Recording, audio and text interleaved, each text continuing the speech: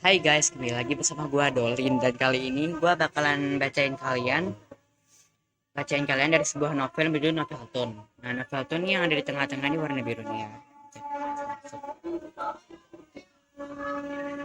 Di sini emang banyak-banyak cerita yang menarik dari novel biasa sampai chest story. Gua lebih tertarik sama chest story. Kalau misalnya pengen buat novel, tinggal pencet tanda plus, habis itu pilih normal novel atau chest story. Nanti kalau udah dipencet bisa dijelasin di situ apa keterangan, disuruh tulis tentang keterangan novel yang pengen dibuat. Gua udah buat 4 novel, diantaranya Satu Ruang Serba Salah, Kata-Kata Mutiara, sama School Horror. Nah, langsung aja kita bacain chat story-nya ya. Chat story. Mimpi yang mengerikan. Cerita kali ini menceritakan seorang anak laki-laki bernama Andrea dan teman-temannya, seorang siswa di Fakultas Pendidikan, Olahraga dan Kesehatan. Karena di bidang olahraga mereka ini sering pergi ke suatu tempat untuk latihan bareng dan menginap. Setiap biasa mereka latihan dari pagi sampai sore, dan saat mereka memutuskan untuk beristirahat. Saat malam mereka kumpul-kumpul sambil makan dan sedang menceritakan cerita horor. Ayo yang punya cerita horor, kita cerita bergiliran. Dan saat itu jam 1 subuh. Semua sudah bercerita dan sekarang giliran Ardi. Ardi adalah teman dekat Andrea dan juga teman fakultasnya Andrea. Ayo Ardi, sekarang giliran kamu. Iya, aku sudah tidak sabar.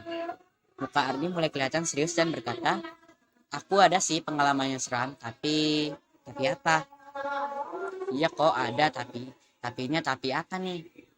Aku nggak tanggung jawab loh. Ya nanti aku cerita ini, kalau ada apa-apa serius aku nggak tanggung jawab ya.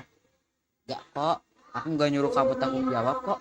Pintar nih pembawaan ceritanya, sungguhan loh yang aku nggak main-main. Aku udah peringatin. Iya udah cepetan, gak usah diulur-ulur. Ya udah. Jadi ceritanya itu sebenarnya kayak gini. Aku tuh pernah mimpi aku lagi berdiri di samping sungai yang agak besar. Terus aku lihat cewek rambut putih panjang. Setelah aku lihat ternyata nenek-nenek kayak lagi cari sesuatu. Terus aku tanya, cari apa nek? Awalnya nggak dijawab. Terus aku teriak, bisa aku bantu? Terus nenek itu jawab, lagi cari jari. Setelah aku lihat emang nggak ada jari kelingking kanannya. Karena itu mimpi Ardi tidak merasa begitu takut dan membantu mencarinya karena merasa kasihan. Tidak lama kemudian Ardi melihat sesuatu di sungai, ternyata itu adalah sebuah jari. Terus aku bilang, ini jarinya ya nek? Nenek itu mengambil jari yang ditemukan Ardi tanpa bilang terima kasih dan langsung pergi begitu saja. Oh, udah habis ya. eh gue bakalan lanjut baca cerita selanjutnya. Kelanjutan dari cerita sebelumnya. Pagi pun tiba dan Ardi terbangun dari tidur. Nah, jadi mimpi aku kayak gitu. Ceritamu cupu. Ceritanya nggak nyeremin, sok-sokan bilang serem. Ntar bagian seremnya baru mau aku ceritain. Jadi sebelum aku tidur itu, aku juga diceritain cerita itu sama kakak seniorku, dan katanya siapapun yang mendengar cerita ini bakalan mimpiin juga, dan nggak tahu kenapa aku juga mimpikan itu. Ais, pikiranmu kayak anak SD, diceritain gini aja takut. Dah lah, bubar, dah malam. Ayolah tidur, ceritanya nggak asik nih. Dan mereka pun masuk ke kamar masing-masing.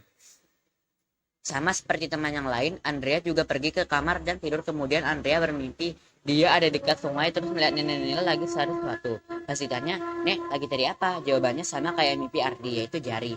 Kemudian Andrea membantu nenek itu mencari jari. Kemudian Andrea sadar kalau dia bermimpi sama seperti yang diceritakan oleh Ardi. Karena kaget, dia langsung lari, terus nemu kayak toko mainan. Dia memutuskan untuk beli burger. Saat Andrea mau makan burger, tiba-tiba dia melihat ada jari kelingking. Saking kagetnya Andrea teriak, dan Andrea terbangun. Saat perjalanan pulang naik bus, Andrea menceritakan mimpinya kepada teman-temannya. Sebenarnya aku juga mimpi itu loh, yang jari itu nemu nenek. Itu beneran, pasti aku udah ketawain nih. Jujur aku juga mimpi itu. Semua teman Andrea memimpikan itu juga, tapi nemu jarinya di tempat berbeda. Yang pasti semuanya nemu jari terus dikembalikan.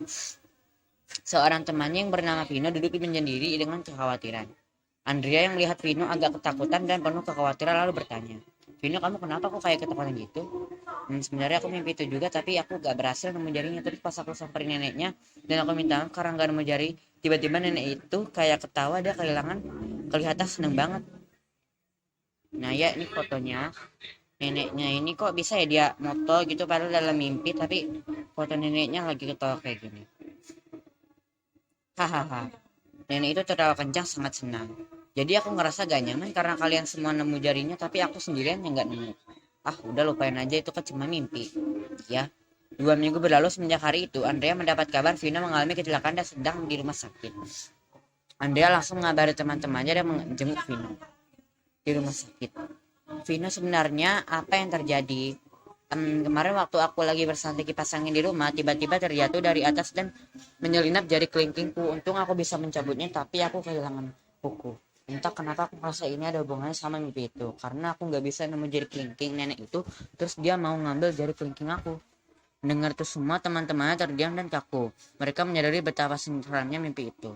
Oke, episodenya habis. Hati-hati ya guys, kalau mimpi itu pokoknya jari kelingkingnya harus ketemu.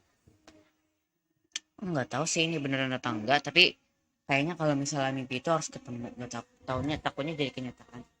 Takut gak? Kayaknya sih gak.